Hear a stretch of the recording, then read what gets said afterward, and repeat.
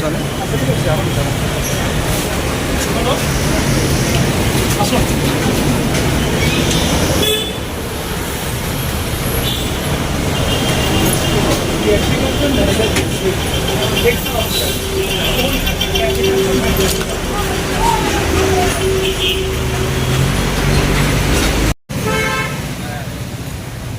বেশ কয়েকটা দিন দেখছি উড়িষ্যা রাজ্যে কর্মরত বাঙালিদের ওপরে একটা অত্যাচার নেমে আসছে।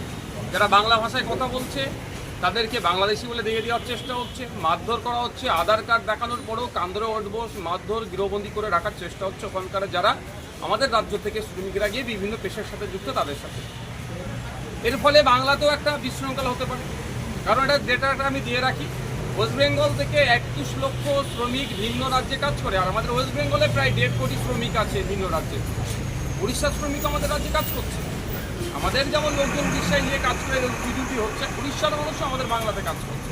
তাদের সাথে যে আচরণ হচ্ছে উড়িষ্যা সরকারকে সেজন্য অবগতি করার জন্য এখানে আপনার সেক্টর অফিসার আছে, সেক্টর অফিসারের মাধ্যমে উড়িষ্যা সরকারের যিনি মুখ্যমন্ত্রী আছেন তাকে জানানোর জন্য অবিলম্বে এগুলো বন্ধ করা হোক, বাংলা ভাষা বলার জন্য বাংলাদেশি তকমা দেওয়া বা তাদের উপরে যে অত্যাচার নেমে আসছে বন্ধ করা হোক, আর যারা এই ধরনের বিশৃঙ্খলা করতে চাইছে তাদের বিরুদ্ধে ব্যবস্থা গ্রহণ করা হোক। এই মর্মে আজকে এসে সেক্টর অফিসারকে একটা ডেপুটেশন দিয়ে গেলাম।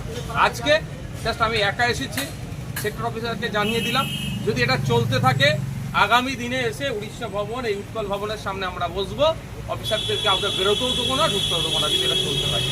আর একটা কথা, ওটা কোনোভাবেই আমি চাই না, আমি করবও না বা করার পক্ষেও না, কিন্তু এটাও মনে করিয়ে দিয়ে এসেছি সেক্টর অফিসারকে যেখানেও কিন্তু উড়িষ্যার প্রচুর মানুষজন বিভিন্ন রুজি রুটির সাথে যুক্ত আছে, তারাও কোনো রকমভাবে ডিস্টার্ব হোক আমরাও যেমন চাইবো না, ঠিক একইভাবে উড়িষ্যার সরকারকেও দায়িত্ব নিতে হবে এদের এখানকার নিরাপত্তা যাতে সুনিশ্চিত থাকে। যেমন বাংলা সরকার দেবে এদের নিরাপত্তা, বাংলার পুলিশ দেবে, ঠিক একইভাবে উড়িষ্যাতে যে সমস্ত বাঙালিরা কাজ করছে তাদের নিরাপত্তা সুনিশ্চিত করার দায়িত্ব উড়িষ্যা সরকারকে নিতে হবে, উড়িষ্যার পুলিশকে নিতে হবে।